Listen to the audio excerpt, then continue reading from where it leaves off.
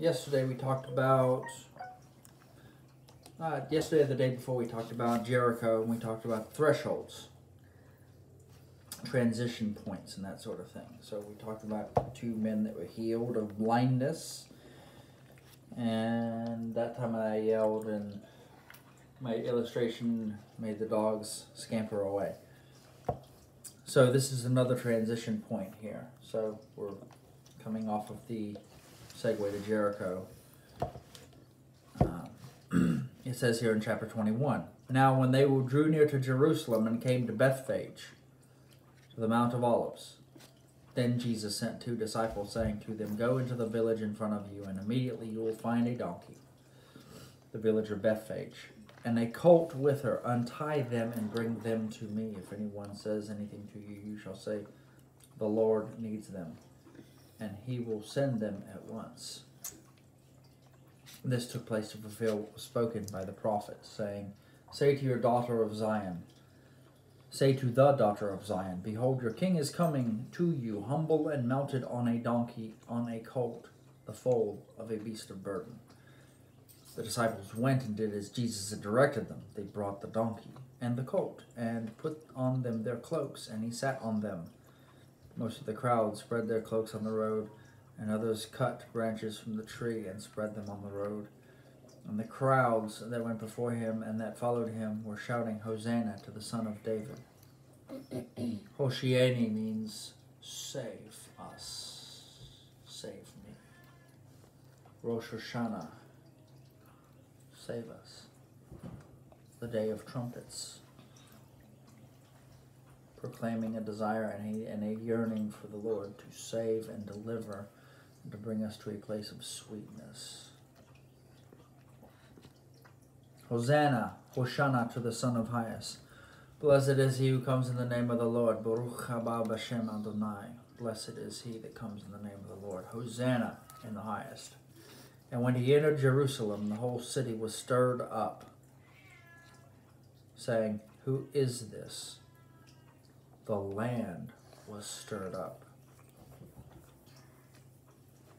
And I can tell you, part of the proof of that is, if the Pharisees said, 'Forbid them from speaking,' he said, 'If I forbade them from speaking, the rocks would cry out.' The city, the people, the community, and the land were responding to the exhorter, Jesus, coming into the teacher city, Jerusalem.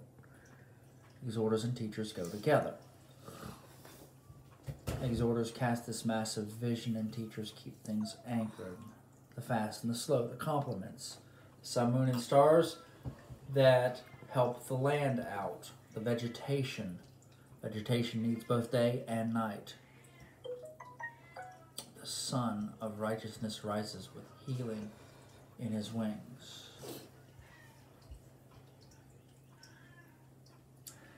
And when he entered, the whole city was stirred up, saying, 'Who is this?' And the crowds, the Ochloi, said, 'This is the prophet Jesus from Nazareth in Galilee.'" Transition point. It's time to recognize the King is present. And he's come not to be king of a city, he's come to be king of your heart. The land even responds to him. We are responsible to interact with the land and to know the time and timing and seasons for our stepping into a purpose. He knew his season had come to step into Jerusalem, so he was stepping into Jerusalem, and what do you know? The whole city responded to him. Do you have anything to add, my dear?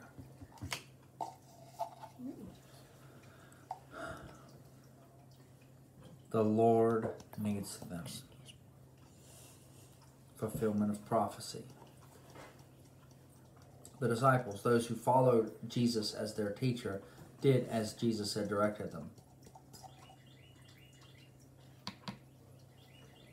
They were requesting his salvation. Now, I'm not going to jump into the whole concept of they were blessing him when he entered and they were cursing him by the next Friday or whatever the case, or the next Thursday or whatever. blessing and cursing in the same mouth, although there's some room for arguing that. But I want you to consider what they were requesting of him. They were desiring salvation to come from the Son of David. Some of them knew their prophecies. They did. They were seeking the desire of the nations. The desire of the nations was standing before them. And they didn't realize their deepest heart's desire was right there in front of them, willing to help them, which makes this all the more tragic. The city responded, and the religious leaders rejected them, rejected the Annunciation, rejected the entry. Sadly, they couldn't see beyond somebody coming and setting himself up as an earthly king with an earthly kingdom. They couldn't see the spiritual. The spiritual leaders had all that time to develop the Torah and to go through the prophecies, and should have had the wisdom to be looking for a spiritual leader, someone to set up a heavenly kingdom. Yep. And they didn't, and that's tragic. It's tragic. It is. They spent all their time making these fence laws, and for a long time, I think their heart really was to honor God, but they just didn't develop it. It seems to me that they spent their time trying to formulate things that made it more soulishly logical than to work on what does a heavenly kingdom look like? What does it look like here, and what does it look like there? And to go a little outside of the box of what's culturally around them. Not even thinking about God wanting to break through and extend what he has rather than what's already there. Yeah. His desire, gang, was to break through. Today, as you're pondering, my question, my challenge to you is, are you letting him break through the natural and the mental and the emotional and the heart, and allowing him to break through into the spirit? Because he wants to root himself in your spirit, and he wants to deal with you on the level of the spirit, not on the level of the soul. You were made for him to deal with you on the level of the spirit. That's how he designed you. Desire arises, this depth of desire arises, this fire arises from the spirit, not the soul. We were made to interact spirit to spirit. So when he steps into you and your whole city, your entire being comes alive as a result, you recognize that aliveness feeling that arises from your spirit is responding to him. Jump in. Jump in, gang. I exhort you and I implore you by the Spirit of the true and living God to jump in. To not obsess with everything else. To listen to what he is saying and to not obsess over your own desires, but to listen to what he is saying. To hear how he wants to partner with you, to delight yourself in the Lord. He'll give you the desire of your heart, but here's the thing.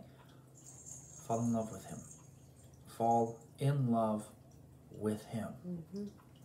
He has so much for you, but he is the way to everything that you have need of, to what you are made to do, and he wants the things that you actually desired most deeply in your heart, that he hardwired into you and made you to do, that makes you come alive as you do them. He is the gateway to getting there.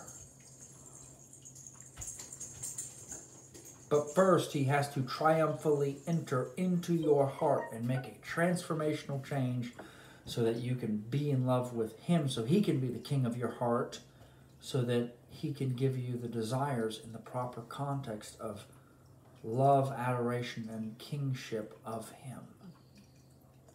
Jesus has to be enthroned on the land of your heart in order to make a difference, because if he's not enthroned, you'll cast him out of the city and crucify him and flog him, and you'll say, we don't need this. Mm-hmm.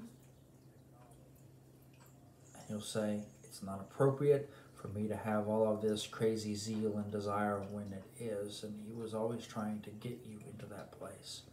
I love you, gang, and I want more for you. My wife wants more for you. My family wants more for you, even than you may be asking for yourself. So I bless you with the zeal to pursue in the name of Yeshua.